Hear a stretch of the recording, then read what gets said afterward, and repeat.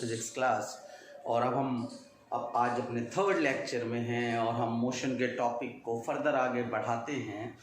तो पिछली क्लास में हमने ग्राफ ड्रॉ किए थे, position time, distance time, displacement time, velocity time, और उन ग्राफ से हमने इक्वेशंस ऑफ मोशन डिराइव की थी, जिसमें हमने initial velocity, final velocity, displacement, time और एक्सेलरेशन के बीच का रिलेशन निकाला था। तो याद रखना, in equations of motion, in equations of motion आपको ध्यान क्या रखना है इक्वेशंस ऑफ मोशन में। पहली बात कि एक्सेलरेशन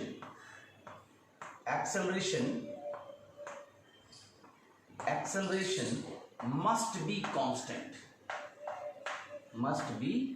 constant, यानी कि आप जो चल रहे हो तो आपका एक्सेलरेशन कांस्टेंट होना चाहिए।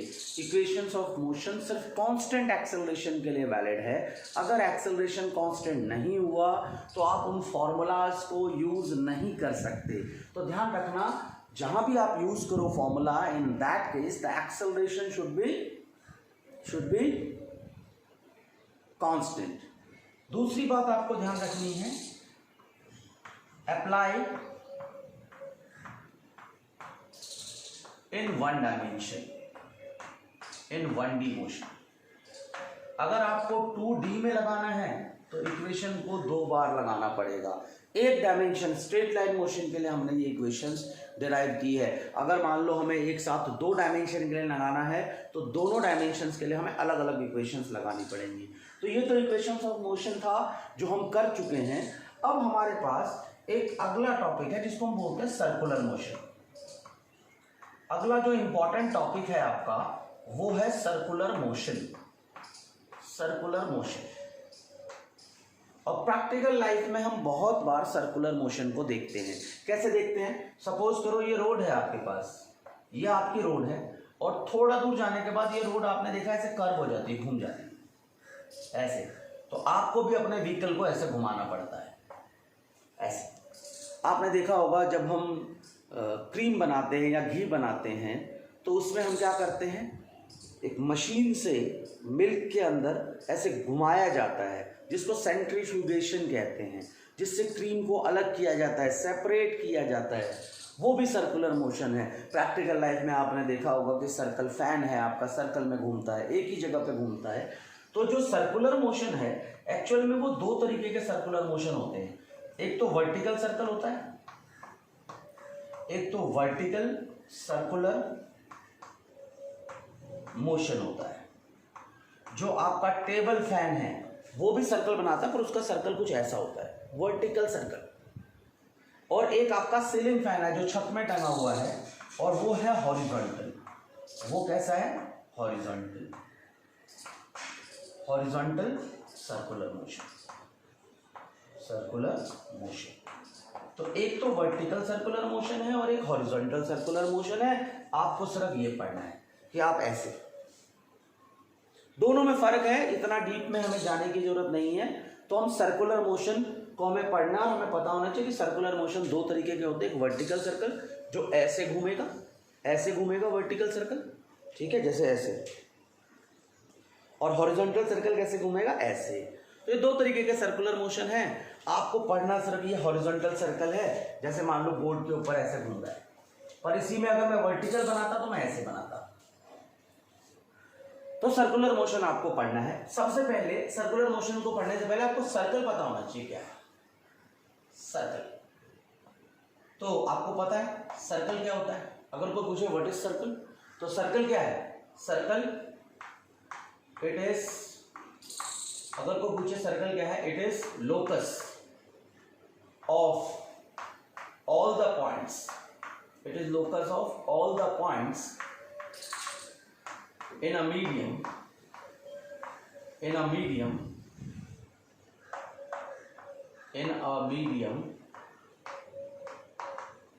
which are equidistant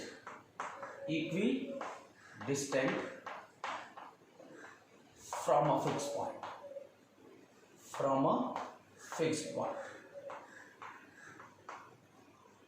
called centre. यानी देखो, अगर मैं इस सर्कल पे ये पॉइंट ड्रॉ करूं, देखो ये वाला पॉइंट या ये वाला पॉइंट या ये वाला पॉइंट या ये वाला पॉइंट, या मैं इधर देखूं ये पॉइंट, ये पॉइंट, ये वाला पॉइंट, ये वाला पॉइंट, ये सारे पॉइंट इस सेंटर से बराबर डिस्टेंस पे हैं, और जिस पॉइंट से वो बराबर डिस्टेंस पे हो उस पॉइंट को हम क्या बोलते हैं? सेंटर, और उस फिक्स डिस्टेंस को क्या बोलते हैं हम? रेडियस। ये हमारा सर्कुलर मोशन है। देखो नॉर्मल मोशन है, ये स्ट्रेट लाइन मोशन है, सिंपल। ये क्या है? स्ट्रेट लाइन मोशन है। ये आपका स्ट्रेट लाइन मोशन है। यहां देखो, आप एक ट्रायंगल बनाओ, यहां पर देखो आप, इसमें ऐसे घूम रहे हो आप, यहां पर एक स्क्वायर या रेक्टेंगल बनाओ, यहां पर एक पेंटागन बना लो, पेंटागन 1 2 3 4 5 साइड है, हेक्सागन बना लो,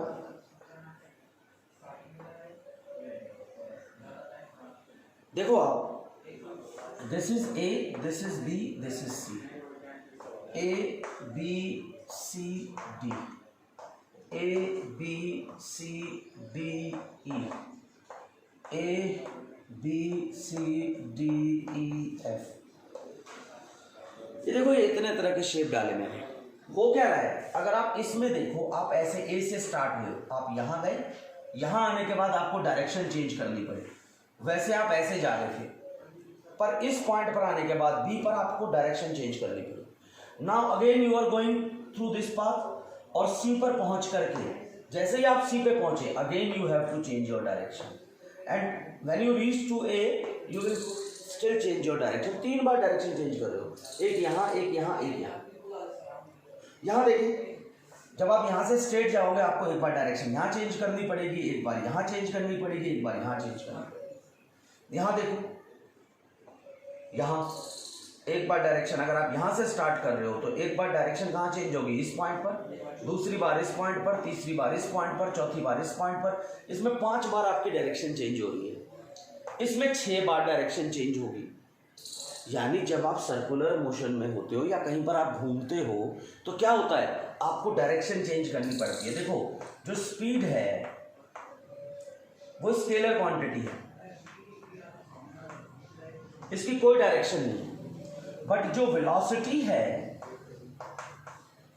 जो वेलोसिटी है, इसमें क्या होता है? Speed plus direction. जब भी आप वेलोसिटी की बात करोगे तो वेलोसिटी में 2 चीज आती है, स्पीड तो होता ही होता है, साथ में वेलोसिटी के अंदर डायरेक्शन भी आती है। अगर मान लो इन सभी केसेस में मेरे मूव करने की जो स्पीड है वो 10 मीटर पर सेकेंड है, मान लो मैं 10 मीटर पर सेकेंड से चल रहा हूं, मेरी स्पीड कांस्टेंट है, पर देखो यहां से ए से बी, आप ये कह सकते हो स्पीड और वेलोसिटी दोनों कांस्टेंट है क्योंकि डायरेक्शन भी सेम है।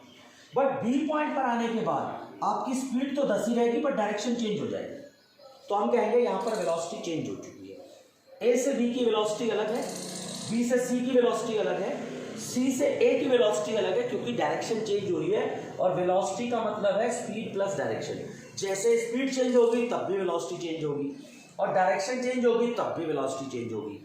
इस पूरे मोशन के अंदर हर पॉइंट पर आप 10 मीटर पर सेकंड से मूव कर रहे हो तो स्पीड तो कांस्टेंट है, बट यहाँ तीनों जगह डायरेक्शन चेंज हो रही है तो वेलोसिटी कांस्टेंट नहीं है।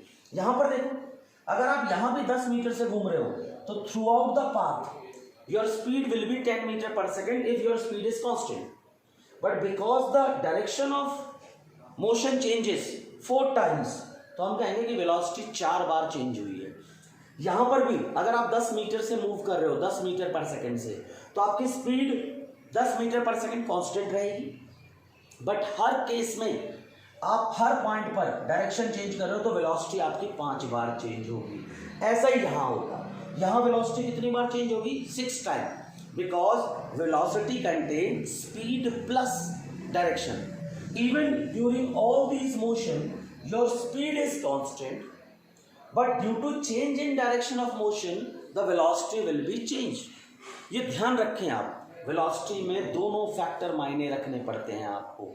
One is the magnitude of the velocity, which is speed, and another is direction. So दोनों में से कुछ भी चेंज अगर होगा तो वेलोसिटी चेंज होगी। ध्यान रखें, स्क्रीन को पॉज करें, इनको राइट डाउन करें। इसके बाद हम थोड़ा सा फर्दर आगे और मूव करते हैं और अब हम सर्कुलर मोशन की तरफ चलते हैं। ये तो हमने ऐसा पढ़ा कि ऐसा हुआ है, अब हम देखते हैं सर्कुलर मोशन की तरफ चलते हैं।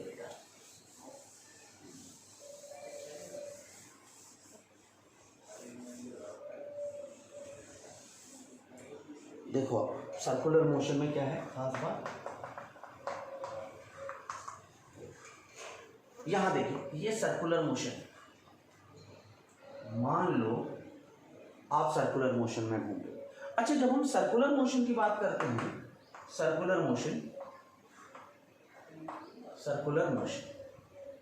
तो इसमें भी आप ध्यान रखें, आप दो तरीके से पढ़ सकते हो। एक तो यूनिफॉर्म, एक आपको बोलेगा कि यूनिफॉर्म सर्कुलर मोशन, और दूसरा क्या बोलेगा, नॉन यूनिफॉर्म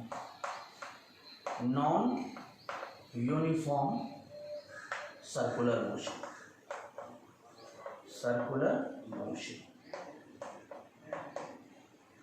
दो तरीके के सर्कुलर मोशन है, एक यूनिफॉर्म, दूसरा non uniform. Uniform circular motion का क्या मतलब है, इसका मतलब है कि आपकी जो स्पीड है, इसकी स्पीड जो है आपकी कांस्टेंट है। यानी जब आप सर्कुलर पाथ में कांस्टेंट स्पीड से मूव करो उसको हम बोलते हैं यूनिफॉर्म सर्कुलर मोशन। और जब आपकी speed, when your speed is variable, बार बार आप स्पीड भी चेंज कर रहे हो, उसको बोलते हैं हम लोग नॉन यूनिफॉर्म सर्कुलर मोशन। ध्यान रखें आप। तो आपको सिर्फ पढ़ना क्या है, आपको पढ़ना है यूनिफॉर्म सर्कुलर मोशन। यानी याद रखें, जब आप सर्कुलर पाथ में घूम रहे हो तो इस केस में यूनिफॉर्म पढ़ रहे हो तो स्पीड इज कांस्टेंट,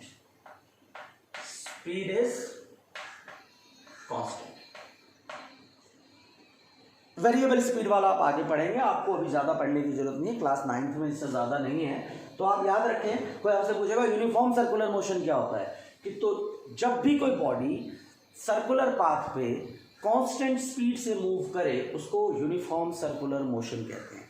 अब आप देखें क्या होता है यूनिफॉर्म सर्कुलर मोशन में। ये हमारे पास रेडियस है इसका, मैं इसमें पॉइंट ड्रॉ कर रहा हूं, ए पॉइंट। देखो अगर मैं ए पॉइंट की बात करूं तो आप देखोगे यहां पर आपकी मूव करने की डायरेक्शन ये होगी, यहां पर ये डायरेक्शन होगी मूव करने की। अगर आप यहां देखोगे यहां पर मूव करने की ये डायरेक्शन होगी, यहां पर मूव करने की ये डायरेक्शन होगी, यहां पर ये डायरेक्शन होगी। अगर आप यहां की बात करोगे यहां ये डायरेक्शन होगी। सर्कुलर मोशन में देखो आप क्या हो रहा है, डायरेक्शन ऑफ मोशन क्या हो रहा है, direction of motion changes at every point। जब आपका पाथ ट्रायंगुलर था, in that case direction changes only 3 times, here only 4 times। यहां सिर्फ 5 बार, यहां 6 बार, बट यहां पर हर पॉइंट पर अगर आप किसी भी पॉइंट पर, जैसे यहां की बात करोगे यहां पर भी ये डायरेक्शन होगी, यहां की बात करोगे यहां ये होगी, हर पॉइंट पर आपकी वेलोसिटी की जो डायरेक्शन है वो कहां होगी, अलोंग द टेंजेंट।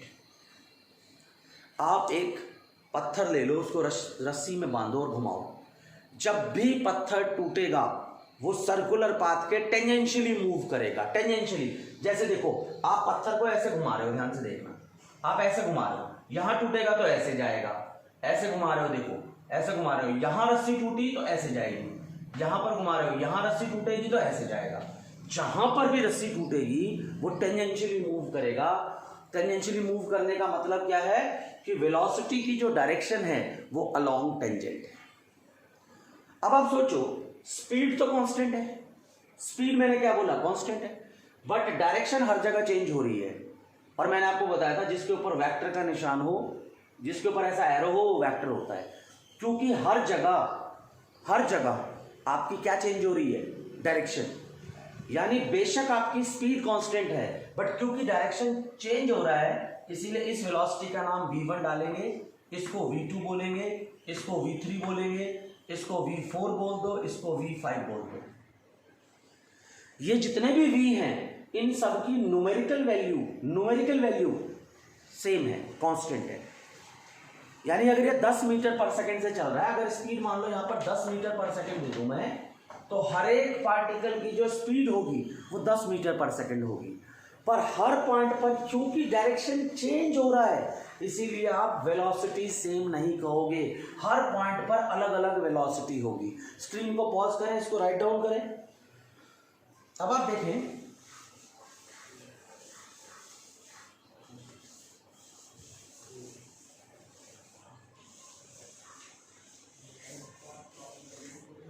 क्योंकि हर पॉइंट पर डायरेक्शन चेंज हो रही है, तो हम कुछ पॉइंट लिखते हैं। In uniform circular motion, in uniform circular motion the speed is constant. The speed is constant. But the direction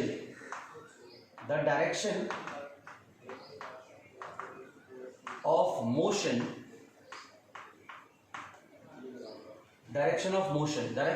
का मतलब क्या है, वेलोसिटी और डिस्प्लेसमेंट, इनकी direction, the direction of motion यानी वेलोसिटी और डिस्प्लेसमेंट कुछ भी changes at every point.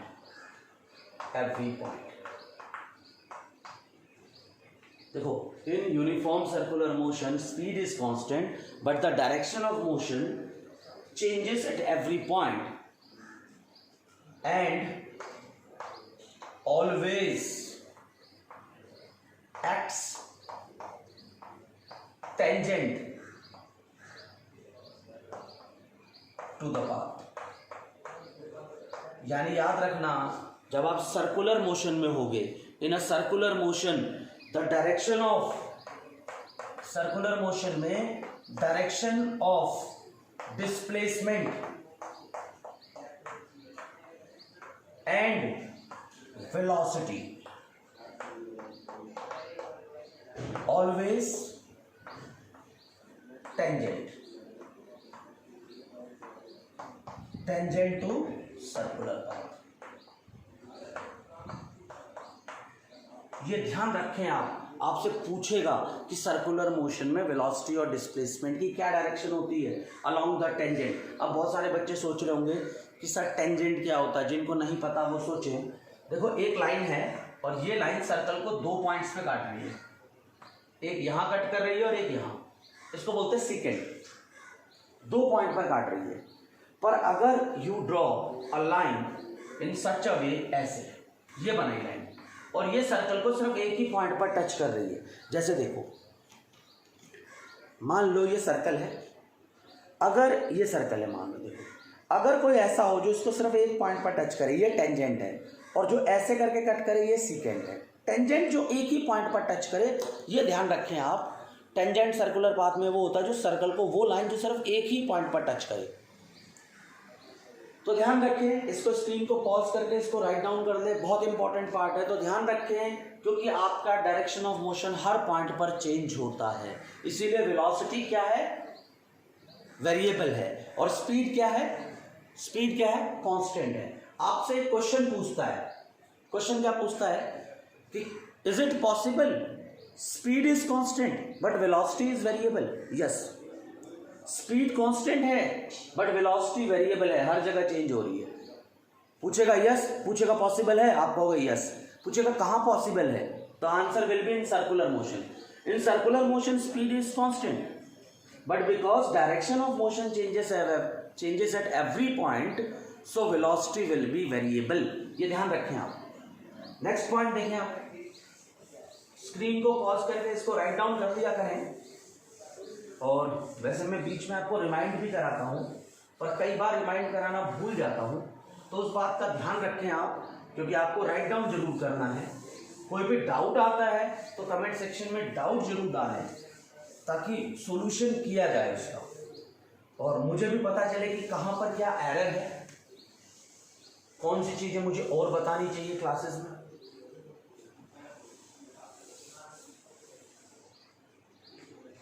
Okay, तो हमने देखा कि सर्कुलर मोशन में हर पॉइंट पर डायरेक्शन चेंज हो रही है।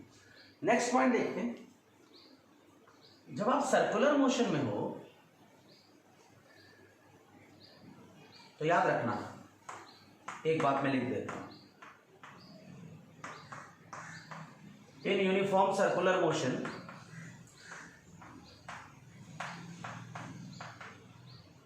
स्पीड क्या होती है? Constant.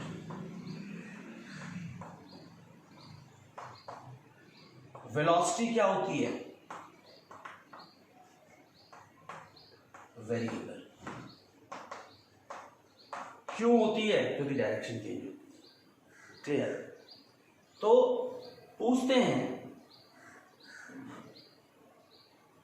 Is it possible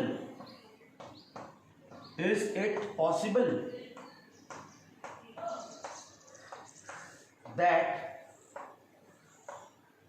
at constant speed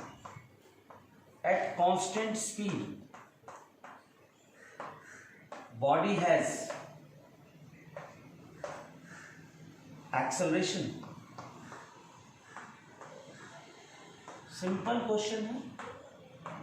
क्या पॉसिबल है कि स्पीड कांस्टेंट हो बट बॉडी के पास एक्सेलरेशन हो? आपका आंसर होगा yes. Yes, in circular motion. इससे पहले भी क्वेश्चन था कि स्पीड कांस्टेंट हो, वेलोसिटी वेरिएबल हो, ऐसा हो सकता है? यानी स्पीड यूनिफॉर्म हो, वेलोसिटी नॉन यूनिफॉर्म हो, होता है सर्कुलर मोशन में। और आपको पता है सर्कुलर मोशन में भी जब स्पीड कांस्टेंट है, उस केस के अंदर आपके पास एक्सेलरेशन है। क्यों? बिकॉज जो एक्सेलरेशन होता है वो भी एक वेक्टर है। एक्सेलरेशन क्या है? एक वेक्टर क्वांटिटी है। Acceleration equal to change in velocity. और आप देख रहे हो वेलोसिटी तो हर बार चेंज हो रही है डायरेक्शन की वजह से। Change in velocity divided by change in time.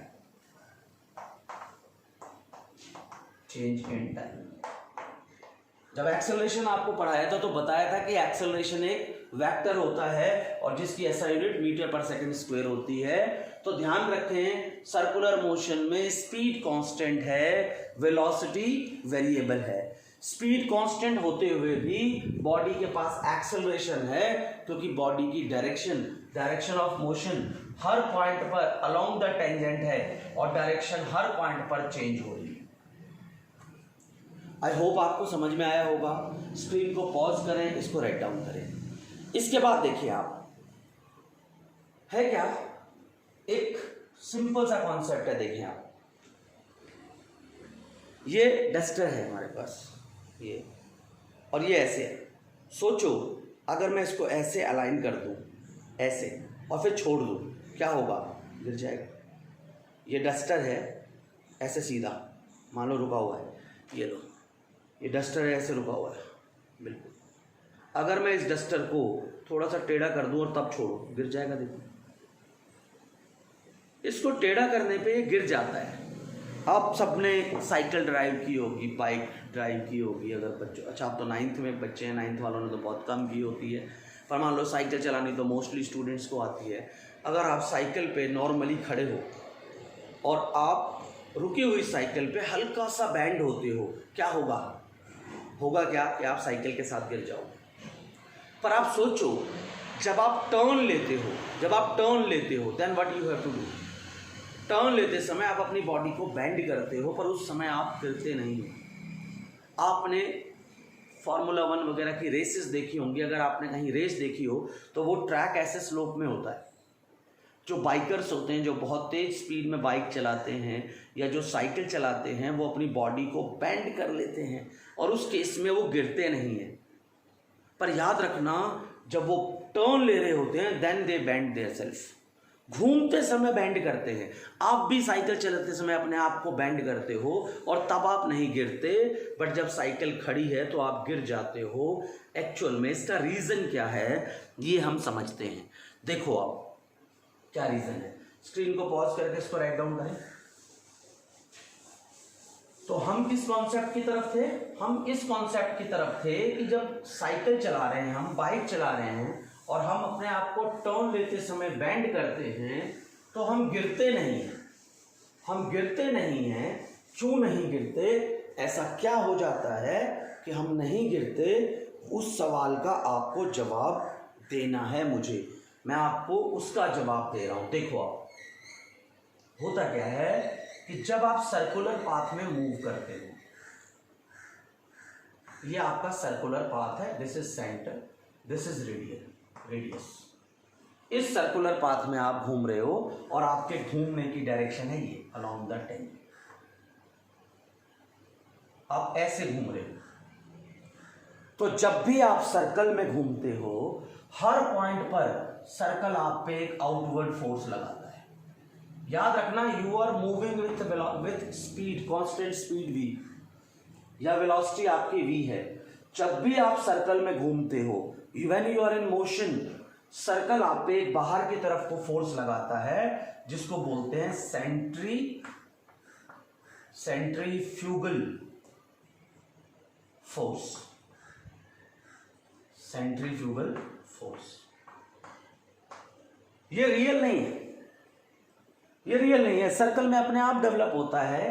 That is why हम इसको PSPU सूडो फोर्सेस भी कहते हैं। ज्यादा डीप में नहीं जाना, नॉट रियल। जब आप सर्कुलर पाथ में घूमते हो तो सर्कल के अंदर अपने आप एक फोर्स डेवलप हो जाती है जो आपको अपने सेंटर से दूर की तरफ को रिपेल करती है ऐसे। अगर इस पॉइंट पर आपकी वेलोसिटी इधर है तो आप पे जो फोर्स लगेगा, ये फोर्स सेंट्रीफ्यूगल, CF मैंने सबस्क्रिप्ट में CF इसलिए डाला क्योंकि सेंट्रीफ्यूगल, सेंट्री के लिए C, फ्यूगल के लिए F। अगर आप यहां पर हो, you are at this point and your velocity is along this, आप पे इधर फोर्स लगेगी, ये फोर्स, ये भी सेंट्रीफ्यूगल फोर्स है। If you are at this point, again you will experience a force along this direction, centrifugal force। ये होता क्या है? It is always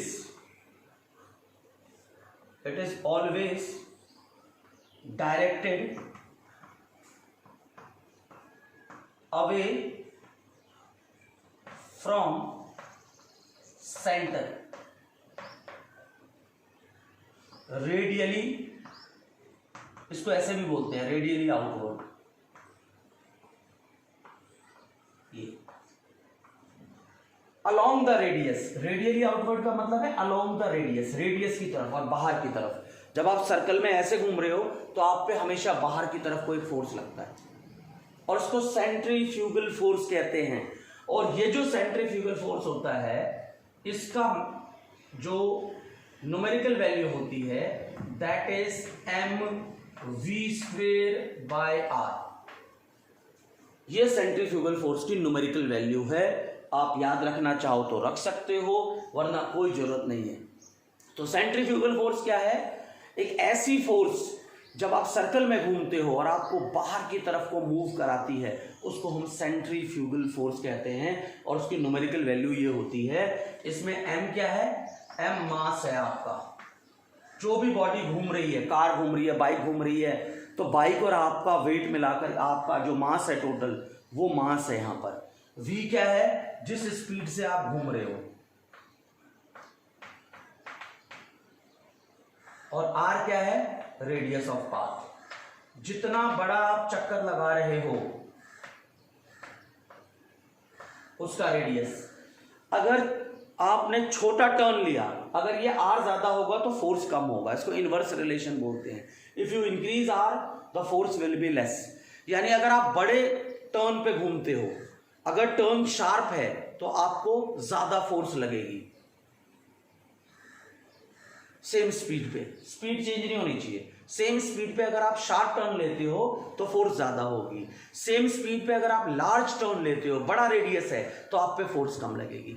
ये ध्यान रखें आप। और ये सेंट्रीफ्यूगल फोर्स है। अब इसी सर्कुलर पाथ में अब आप सोचो, आप तो ऐसे घूम रहे हो, ये सर्कुलर पाथ है, आप ऐसे घूम रहे हो, पर एक फोर्स तो आप पे इधर लग रही है। जब भी आप घूम रहे हो हर जगह आप पर कौन सी फोर्स लग रही है? सेंट्रीफ्यूगल फोर्स लग रही है। चाहे आप यहां हो तो यहां पर भी आप पे सेंट्रीफ्यूगल फोर्स लग रही है। हर पॉइंट पर आप पर सेंट्रीफ्यूगल फोर्स लग रही है। किसी भी पॉइंट पर कहीं भी पहुंच जाओ आप, वेलोसिटी हमेशा अलोंग द टेंजेंट होगी और आप पर सेंट्रीफ्यूगल फोर्स हमेशा अवे फ्रॉम सेंटर होगा। क्लियर है? तो अगर आपको सर्कुलर, अगर मैं यहां खड़ा हूं और मुझे कोई फोर्स लगाए तो क्या होगा? मैं आगे चलूंगा या मैं इधर चलूंगा या मैं गिर जाऊंगा। तो सेंट्रीफ्यूगल फोर्स अगर हमारी बॉडी पे यहां लग रही है, फिर हम घूम कैसे पाते हैं? क्वेश्चन है कि अगर सेंट्रीफ्यूगल फोर्स हमेशा लग रही है, एक सूडो फोर्स आप पे हमेशा लग रही है, तो आप घूम कैसे पाते हो? तो इसका आंसर है कि अगर हमको घूमना है तो हमें एक ऑपोजिट फोर्स लगानी पड़ेगी इसको बैलेंस करने के लिए। क्योंकि आप चल तभी सकते हो, या अपनी स्पीड को या अपनी वेलोसिटी को, या अगर आप रुके हुए हो आपको रुके रहना है। मान लो मैं खड़ा हूं और मुझे कोई धक्का दे रहा है, मुझे फिर भी रुकना है, तो मुझे क्या करना पड़ेगा? उसके धक्के को अपोज करना पड़ेगा। तो अगर सर्कुलर पाथ में घूमते हुए मेरे ऊपर बाहर फोर्स लग रही है तो अंदर का फोर्स मुझे खुद लगाना पड़ेगा, अदरवाइज मैं घूम नहीं पाऊंगा। तो हम क्या करते हैं? एक फोर्स खुद लगाते हैं, ये अंदर की तरफ, जस्ट ऑपोजिट, जस्ट ऑपोजिट। ये सर्कल हम पे लगा रहा है और ये हम खुद लगाते हैं टुवर्ड्स द सेंटर। तो इसको हम बोलते हैं, ये जो मैंने आपका इस पेन से बनाया है, ग्रीन से, सॉरी येलो से, ये इसको रेड कर देते हैं। ये फोर्स हम खुद लगाते हैं और इसको हम लोग कहते हैं सेंट्रीफ्यूगल फोर्स। सॉरी, ये तो सेंट्रीफ्यूगल होगा, इसको हम लोग कहते हैं सेंट्रीपीटल, सेंट्रीपीटल फोर्स। ये क्या है? अगर आपसे कोई पूछे कि what is centripetal force, centripetal force, तो ये कहां लगता है? अप्लाइड, ये कहां से लाते हैं हम? Applied with help of external agent. Circle खुद नहीं लगाता, एक्सटर्नल एजेंट। ओके। और जो सेंट्रीपिटल फोर्स है, इसको F और साथ में CP लिख दो। ये जो अंदर की तरफ को लगेगा, ये FCP, जो अंदर की तरफ आपको लगाना है, FCP और FCP और FCF दोनों बराबर होते हैं, बट डायरेक्शन क्या होती है? ऑपोजिट। जो सेंट्रीफ्यूगल है वो आप पे सेंटर से अवे लगता है, and centripetal towards the centre हमें लगाना पड़ता है। कंफ्यूज नहीं होना है, सेंट्रीफ्यूगल फोर्स सर्कल अपने आप लगाता है और सेंट्रीपिटल फोर्स आपको लगाना है। और इन दोनों की न्यूमेरिकल वैल्यू, जो सेंट्रीपिटल फोर्स भी होता है वो भी mv²/r ही है। सेम फॉर्मूला, यहां पर भी मास है, वेलोसिटी है, रेडियस है। तो सेंट्रीपिटल आपको खुद लगाना है, सेंट्रीफ्यूगल सर्कल आप पे लगाता है, इसलिए उसको सूडो फोर्स भी कहते हैं। तो ध्यान रखें। अब मैं इनकी डेफिनेशन लिख देता हूं, स्क्रीन को पॉज करके इसको राइट डाउन करें और मैं इनकी डेफिनेशन लिखता हूं।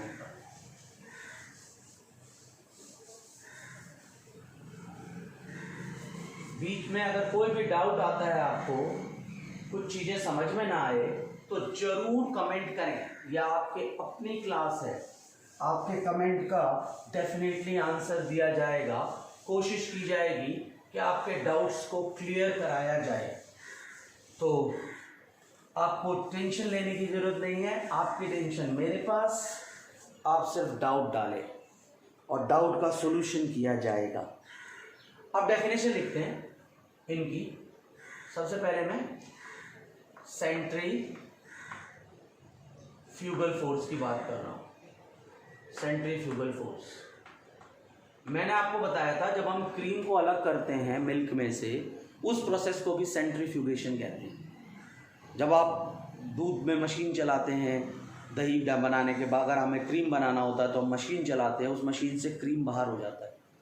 अगर आप कुछ शरबत वगैरह बना रहे हैं और कोई गलती से आप एक कंटेनर ले लें, उसमें पानी डाल दें, पानी में उसके बाद पेपर के छोटे छोटे टुकड़े डाल दें और उस पानी को राउंड करें। जब आप राउंड करेंगे तो आप देखेंगे पेपर बिल्कुल कॉर्नर्स के पास जाएगा।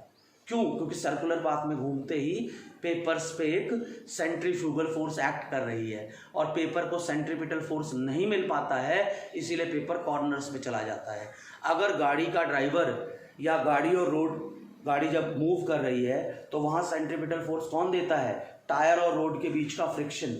अगर फ्रिक्शन ने वहाँ नहीं दिया वो फोर्स, तो गाड़ी सर्कुलर पाथ पे नहीं घूम पाएगी। ये ध्यान रखें आप। तो सेंट्रीफ्यूगल फोर्स क्या है? डेफिनेशन क्या होगी? It is self acting and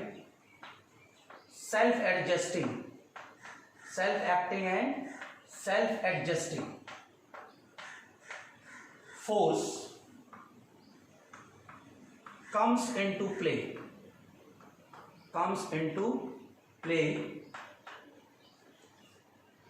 when a body moves in a circular path,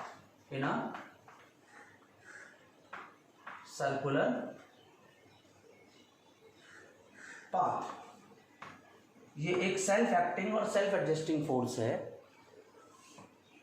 it always directed का मतलब इसकी direction. It always directed away from centre along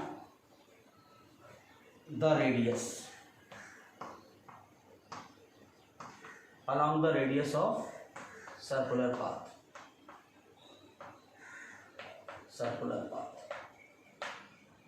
और इसकी वैल्यू कितनी होती है? mv²/r, जहां पर r पाथ का रेडियस है। आगे आए centripetal force.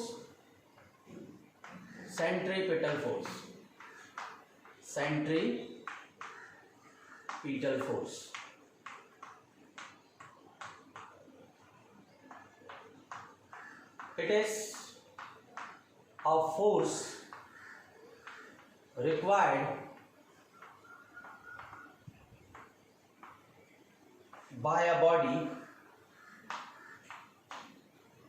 to move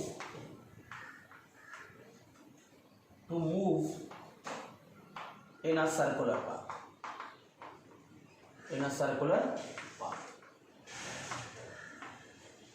Centripetal क्या है? It is a force required by a body to move in a circular path। It should be always towards center of circular path along radius।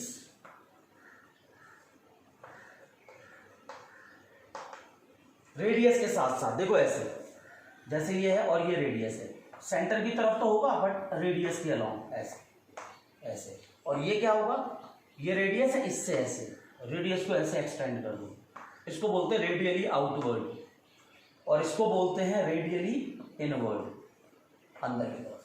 तो याद रखना ये अपने आप एडजस्ट होता है। आप स्पीड बढ़ाओगे तो आप पे ज़्यादा तेज लगेगा, टर्न को छोटा करोगे तो तेज लगेगा। अगर आपको इसको मेंटेन करना है तो ये आपको खुद लगाना पड़ेगा। इसके लिए चाहे आप फ्रिक्शन का इस्तेमाल करो, चाहे किसी भी चीज़ का इस्तेमाल करो, चाहे टर्न होकर के अपने वेट का इस्तेमाल करो। तो जो मैंने आपको बताया था, साइक्लिस्ट या कार ड्राइवर अपने आप को बैंड होते हैं, बेसिकली वो बैंड होकर के ये सेंट्रीपिटल फोर्स देने की कोशिश करते हैं, क्योंकि उनके ऊपर सेंट्रीफ्यूगल फोर्स एक्ट कर रहा होता है। क्लियर है? ओके। अब थोड़ा सा आगे हम और करते हैं। स्क्रीन को पॉज करके इसको राइट डाउन कर लें। स्क्रीन को पॉज करें, इसको राइट डाउन करें।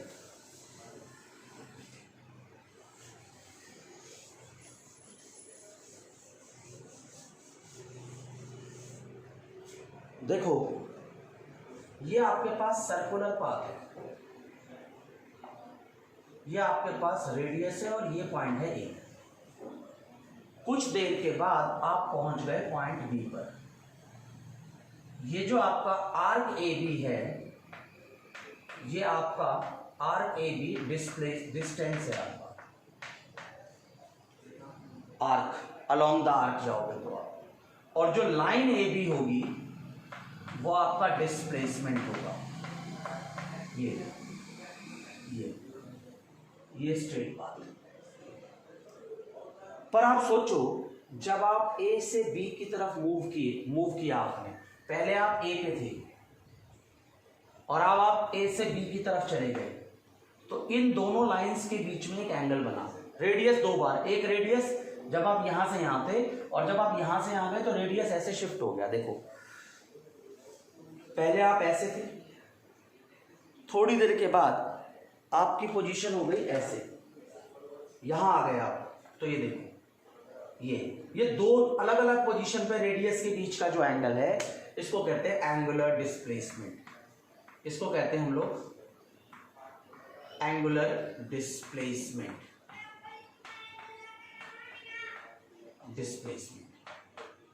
थीटा।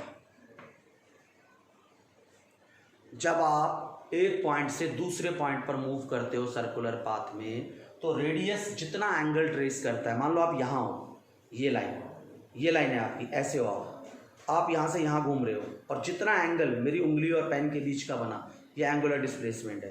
देखो, ये अभी एंगुलर डिस्प्लेसमेंट 0 है, अब बढ़ रहा है, अभी एंगुलर डिस्प्लेसमेंट 90 हो गया। इसको बोलते हैं एंगुलर डिस्प्लेसमेंट। तो ये एंगुलर डिस्प्लेसमेंट कहलाता है। और ये होता क्या है? It is angle at center of circular path by the radius.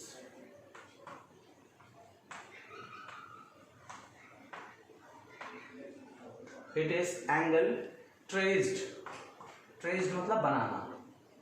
It is angle traced at the center of circular path by the radius. और इसकी जो थीटा जो होता है, इसकी जो SI यूनिट होती है, SI यूनिट वो रेडियन होती है। ध्यान रखें आप। थोड़ा सा अगर आप ज़्यादा पढ़ोगे तो आपको पढ़ने की जरूरत है, अदरवाइज ये 9th में ज़्यादा इंपॉर्टेंट नहीं है। देखो, एंगुलर डिस्प्लेसमेंट क्या होता है? मान लो ये पेन है, आपकी आंखों के सामने है, देखो। अब आप सोचो, मैं इसको इधर ले जा रहा हूँ, आपको इस पेन को ध्यान रखना है। ये पेन, इस पेन को देखने के लिए आपकी आंखों का एंगल बार बार चेंज हो रहा होगा। जो जितना एंगल आप चेंज कर रहे हो उसको एंगुलर डिस्प्लेसमेंट कहते हैं। और जिस रेट से आप एंगल चेंज करते हो उसको एंगुलर वेलोसिटी कहते हैं। क्या कहते हैं उसको? Angular velocity. अगला टॉपिक हमारा वही है, एंगुलर वेलोसिटी। और उसको हम ओमेगा से डिनोट करते हैं, W, ओमेगा बोलते हैं इसको, ओमेगा। आपने डिस्प्लेसमेंट पढ़ा है, क्या होता है? Displacement rate of change of, sorry, आपने वेलोसिटी पढ़ी, rate of change of displacement. यहाँ क्या है? Angular velocity.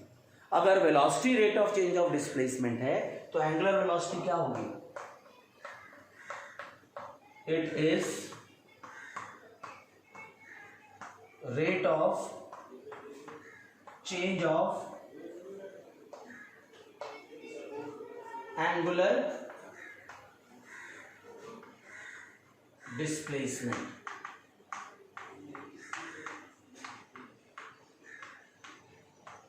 जो ओमेगा होता है वो ध्यान रखें आप, थीटा अपॉन टी होता है, एंगल अपॉन टाइम।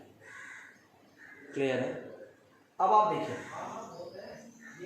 जब आप अब एक सिंपल सा कॉन्सेप्ट देखें आपके पास, यहां पर जब आप यहां से यहां जा रहे हो,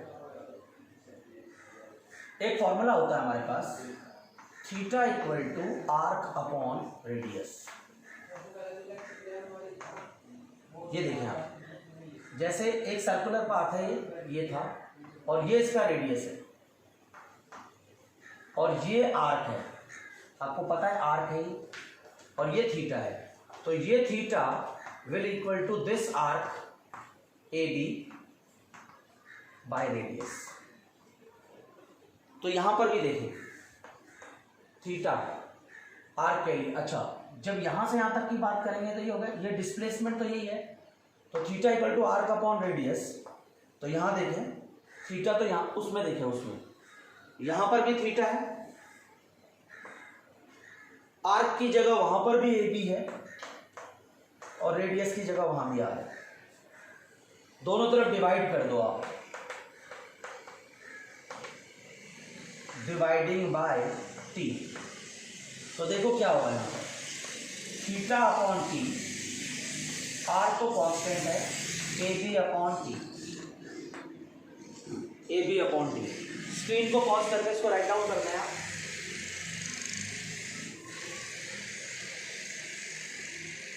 देखो theta upon T equal to omega, ये है ना, theta upon T equal to omega, और यहां पर 1/r तो बाहर है, इसको देखें आप, ये ए बी मैंने क्या बताया था आपको, डिस्प्लेसमेंट है, और डिस्प्लेसमेंट अपॉन टाइम क्या है, वेलोसिटी। तो v upon R equal to omega होता है, या v equal to R into omega भी होता है। ध्यान से देखना, ये पेन है बिल्कुल आपके पास है, अब आपको इस पेन को देखना है। देखो आपको अपनी आंखें कितनी तेज चेंज करनी पड़ेगी, देखो इस पेन को देखना है आपको, जहाँ ये पेन जाए वहाँ आंखें लेके जानी है। देखो आपकी आंखें बहुत तेज मूव कर रही होंगी, अब देखो कंपैरेटिवली कम मूव करना पड़ रहा होगा, अब देखो कंपैरेटिवली कम मूव करना पड़ रहा होगा। जितना आप दूर जाओगे, देखो ये जितना आप दूर जाओगे ये आर बढ़ेगा, मैंने कहा ना इनवर्स रिलेशन है, जैसे जैसे आर बढ़ेगा आपका ओमेगा कम होता चला जाएगा, एंगुलर वेलोसिटी। अब सिंपल भाषा में समझ लो, जिस रेट से आप अपनी किसी चीज को देखने के लिए अपनी आईज को चेंज करते हो, that is called the angular velocity. जब आप ट्रेन में मूव कर रहे हो या बस में जा रहे हो, मान लो ट्रेन के साथ साथ कनेक्शन के लिए इलेक्ट्रिसिटी लेने के लिए पोल लगे होते हैं, अगर आप उन पोल्स को देखो तो वो बहुत तेज मूव कर रहे होते हैं, उनको देखने के लिए आपको बार बार अपनी गर्दन चेंज करनी पड़ती है। पर आप देखो दूर पहाड़ होता है, वो बहुत दूर होता है, तो आपको उसको देखने के लिए अपनी आंखों को ज्यादा हिलाना नहीं पड़ता। आई होप कि आज का लेक्चर आपको क्लियर हुआ होगा। इसी के साथ हमने मोशन को क्लियर किया है, हमारा एक चैप्टर क्लियर हो चुका है। अब हम अपने नेक्स्ट चैप्टर के साथ आएंगे, इसके न्यूमेरिकल्स के साथ आएंगे। कोई भी डाउट हो तो कमेंट सेक्शन में कमेंट जरूर करें। Thank you so much.